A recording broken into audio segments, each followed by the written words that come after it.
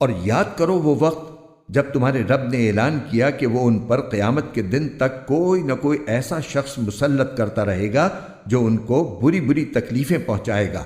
بے شک تمہارا رب جلد ہی سزا دینے والا بھی ہے اور یقیناً وہ بہت بخشنے والا بڑا مہربان بھی ہے۔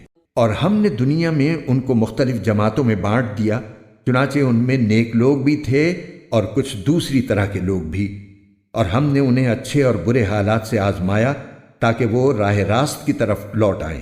پھر ان کے بعد ان کی جگہ ایسے جانشین آئے جو کتاب یعنی تورات کے وارث بنے، مگر ان کا حال یہ تھا کہ اس ذلیل دنیا کا ساز و سامان رشوت میں لیتے اور یہ کہتے کہ ہماری بخشش ہو جائے گی، حالانکہ اگر اسی جیسا ساز و سامان دوبارہ ان کے پاس آتا تو وہ اسے بھی رشوت میں لے لیتے۔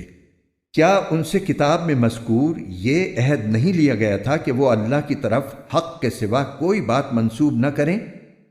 اور اس کتاب میں جو کچھ لکھا تھا وہ انہوں نے باقاعدہ پڑھا بھی تھا، اور آخرت والا گھر ان لوگوں کے لیے کہیں بہتر ہے جو تقوی اختیار کرتے ہیں۔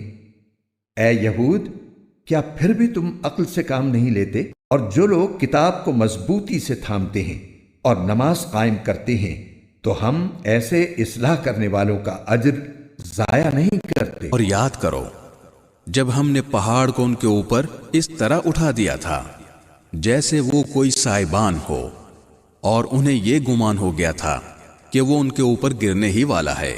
اس وقت ہم نے حکم دیا تھا کہ ہم نے تمہیں جو کتاب دی ہے اسے مضبوطی سے تھامو اور اس کی باتوں کو یاد کرو تاکہ تم تقوی اختیار کر سکو۔